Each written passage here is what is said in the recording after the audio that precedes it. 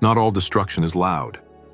Sometimes it sounds like a favor, like a soft voice asking, "Can you do this one thing for me?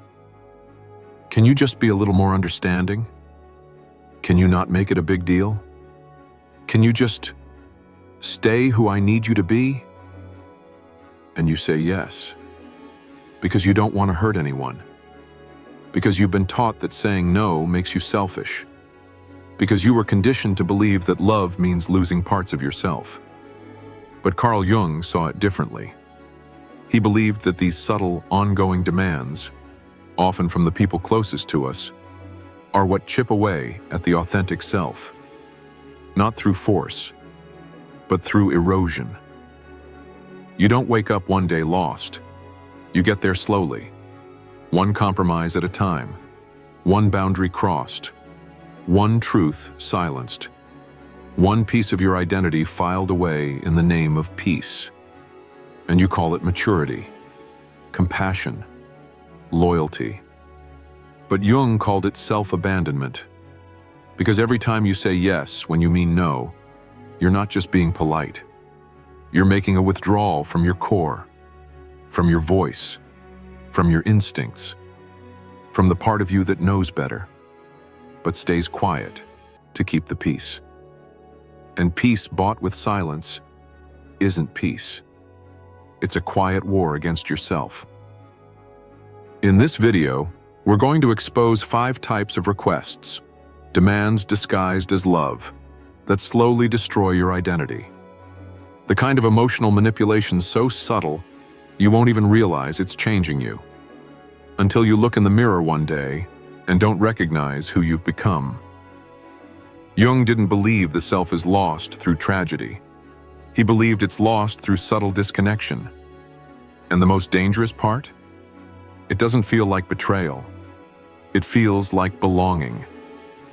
The first demand that destroys you is this: just be easy to deal with. At first it sounds harmless, reasonable, maybe even loving. Because who doesn't want to be easy to love, to be around, to rely on? But slowly, it becomes a cage. You stop expressing when you're upset. You downplay your feelings. You laugh off your pain. You tolerate what hurts, not because it doesn't matter, but because you're terrified of being too much. And over time, you become quieter, softer, less demanding, less you. Because somewhere along the way, someone taught you that your needs are inconvenient, that your truth is drama, that your boundaries are overreactions, that your silence makes you lovable. Carl Jung believed this was one of the most destructive forms of emotional self-betrayal. He said, "The privilege of a lifetime is to become who you truly are." But how can you become who you truly are when the world only claps for the version of you that hides? This is how it happens. You start curating yourself. You offer only the light parts. You shrink your opinions, delay your anger, soften your nose. You become agreeable. Not because you agree, but because the cost of honesty feels higher than the reward of peace. And the irony? The more agreeable you become, the more invisible you feel. Because when people fall in love with your silence, you have to keep performing it to keep them around. And eventually, you forget what your real voice even sounds like. This is not kindness. It's survival. But you don't have to survive like this. You're allowed to be loud. You're allowed to have texture, complexity, edge. You don't exist to be easy. You exist to be real. The second demand that quietly erodes your identity is this: don't change. They don't say it like that. They say, "You've changed. You're different now. You used to be more fun, more available, more like us." And they say it like it's an accusation. Suddenly, your growth feels like betrayal. Your healing feels like abandonment. Your success feels like arrogance. And you start wondering, am I doing something wrong? Or are they just uncomfortable with the version of me that no longer fits their narrative? Carl Jung warned about this. He believed that most people fear growth, not in themselves, but in others. Because when you evolve, you force them to confront what they've ignored in themselves. He wrote, "The meeting of two personalities is like the contact of two chemical substances. If there is any reaction, both are transformed." But most people don't want transformation. They want familiarity.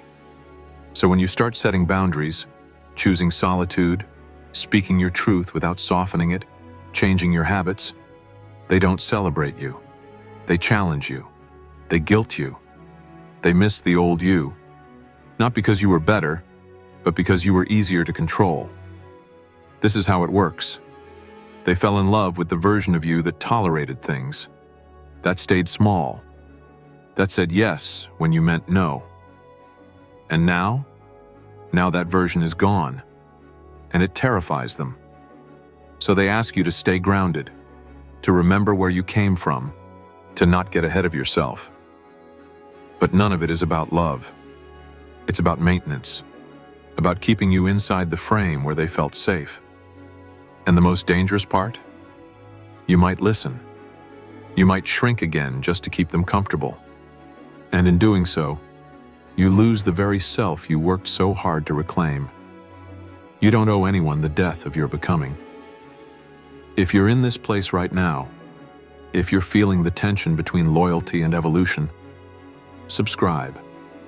Not to join a trend, but to anchor deeper into the version of you that refuses to apologize for growing.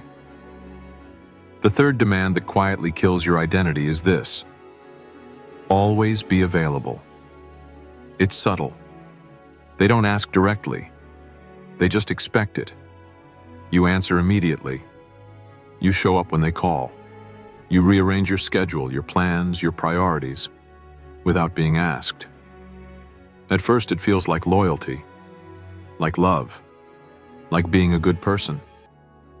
But Carl Jung warned, when you sacrifice your own rhythm to meet someone else's need, you begin to dissolve. Not physically, psychologically. Because presence, without boundaries, becomes performance. It becomes obligation. It becomes a slow leak in your self-respect. You start losing your sense of time, your space, your preferences. Your world shrinks to fit theirs. And they don't even notice, because you've trained them not to. They think your availability is endless, because you've made it look that way. You've answered calls at midnight. You've stayed quiet when you were exhausted. You've canceled your plans because they needed just one more thing. But the truth is, people respect what you protect, not what you constantly offer. Jung believed that the psyche needs solitude, space, disconnection, not just for rest, but for clarity. And if you're always on, always accessible, always giving, you don't just exhaust yourself, you erase yourself. Because being constantly available doesn't make you more loved. It makes you less valued. They stop seeing you as a human. They start seeing you as a resource, something to use, not cherish. And the moment you say no, they're shocked, offended, confused. Not because you did something wrong, but because you finally broke a pattern they took for granted. Here's the truth. You don't owe anyone constant access to your energy. Not your family, not your friends, not your partner, not your boss. You're not a hotline. You're not a savior. You're a human being with limited time, energy, and emotional bandwidth. Start treating yourself that way, and watch who starts calling you selfish. The fourth demand that breaks you down is this: keep me comfortable, even if it costs you. You won't hear it said out loud. It shows up in reactions, in the flinch when you set a boundary, in the silence when you share something difficult, in the shift of tone when your truth starts making them squirm. You learn fast. Discomfort in others is dangerous. So you adjust. You stay quiet when you want to speak. You smooth your edges. You tiptoe around their egos. Because somewhere along the way, you learned that honesty leads to rejection. That saying what you really think will get you labeled as difficult, dramatic, selfish, harsh.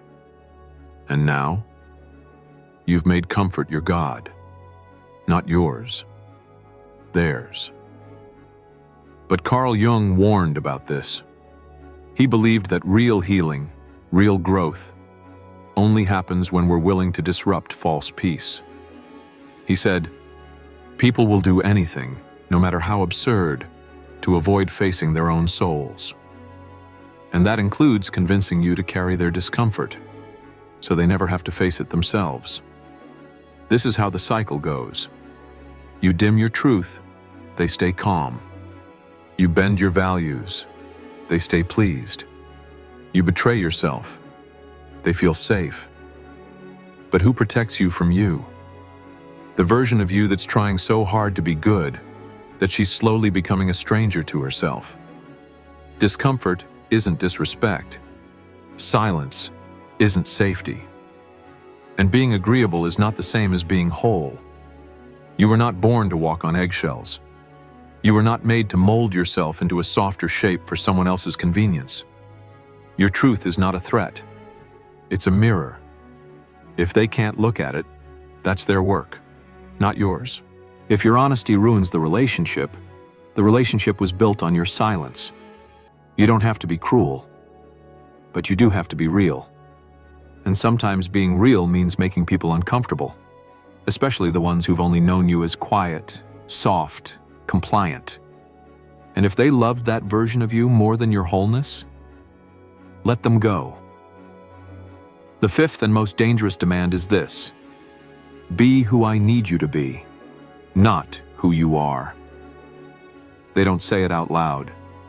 They just mold you slowly, with praise when you play the role, with withdrawal when you break character, with micro rewards for compliance and silent punishment for authenticity. It starts early, in families that call you the strong one, the responsible one, the selfless one. And you wear the role because it feels like love. Then friends reinforce it, then partners, then bosses, until the real you, the messy, evolving, boundary-holding you, becomes a threat to the very relationships that say they care. Carl Jung believed this is how the false self is built, not through malicious intent, but through unconscious conditioning.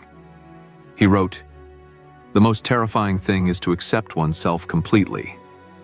And that's because being who you are means disappointing who they thought you were." You begin to notice. You can't relax around people who only love your productivity. You can't speak freely with people who only respect your silence. You can't grow around people who only value your constancy. So what do? You stay small. You wear the mask. You play the role. And every time you do, you lose a little more of yourself. Until one day, you don't know if your voice is yours or a script you've memorized to keep others comfortable. But here's the truth.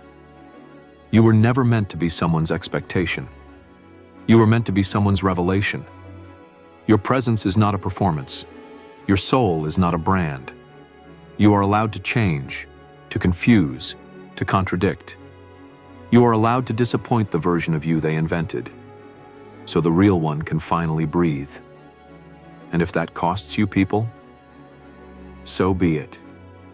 You are not here to be understood by everyone. You are here to be whole, even if that wholeness makes people uncomfortable. You don't lose yourself in one big moment. You lose yourself slowly, through 1,000 small yeses, through shrinking to avoid discomfort, through apologizing for your depth, through being who they want, instead of who you are. And the scariest part? It doesn't feel like dying. It feels like being loved. Until one day, you realize you've become a stranger to your voice, to your values, to your reflection. Carl Jung believed that true healing doesn't come from adding more, but from removing what was never you. The people-pleasing, the silence, the forced smile, the role you never auditioned for but ended up playing for years. He believed that to reclaim yourself, you must be willing to upset others, to be misunderstood, to be alone for a while, if that's what wholeness demands. Because identity isn't built through agreement, it's built through alignment. And sometimes alignment means stepping out of the roles that earned you approval, to finally earn back your self-respect. So ask yourself, who are you when no one is watching? And what version of you have you been performing, just to keep your place in someone else's life? If that question hits something raw, don't run from it. You're closer to yourself than you've ever been. And if you're ready to go deeper, to see what Jung believed about the trials we face before any real transformation, then don't miss what's coming. Because the universe doesn't change your life when you ask. It changes your life after it tests you.